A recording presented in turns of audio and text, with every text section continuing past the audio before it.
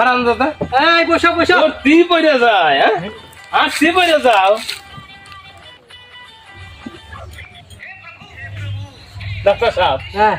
তাহলে খালি শৈল পাক করে হারাম দাদা কইছিলাম তো অল্প বয়সে বিয়া করিস না বিয়ার গেরা উঠছিল ভালো করে চিকিৎসা করেন একটু ও এর আগেও তো মনে হয় একবার চিকিৎসা দিয়েছিলাম এই আগে আইসো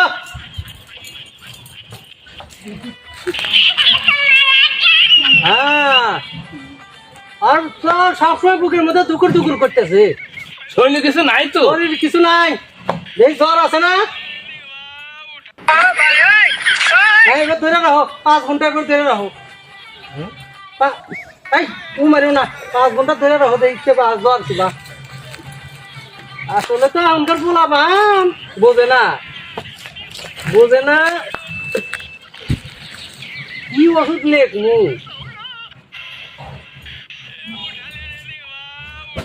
দেখি এ হে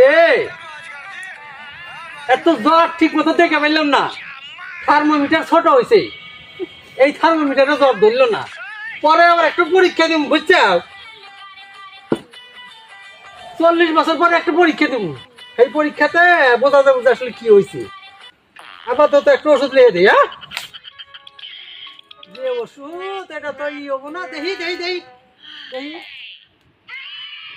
কি করতেছেন ডাক্তার সাহেব হ্যাঁ অসুখ আমার না সাওয়ালে তাহলে হ্যাঁ হাতে নিয়ে এসেন না হ্যাঁ হাতে নিয়ে আসলি মানে এ ভাইরাস কঠিন ভাইরাস আসলে ভাইরাস আপনার মধ্যে আছে কিনা ওই ভাইরাস আবার হেনে গেছে কিনা দেখি আগে না আপনি এখনো ভালো আছেন ভাইরাস এন থেকে আপনার ভিতরে যায় না আমি ভালো থাকবো না আমি 13 বছর বিয়ে করছি এবার আগে ওষুধটা খাও হ্যাঁ যদি ভালো হয়ে যাও তাহলে তো গেলাই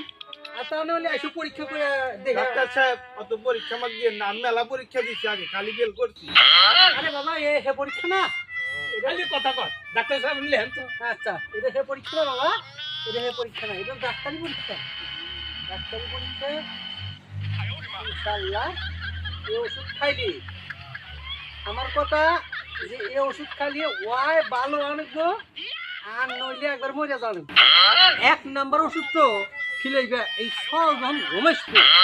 হ্যাঁ একবারে ঘুম আসার ঠিক 1 ঘন্টা পরে খিলাইবে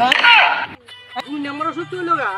সকালে সকাল ঘুমের থেকে ওঠার 1 ঘন্টা আগে খিলাইবে বোঝো ঠালা অল্প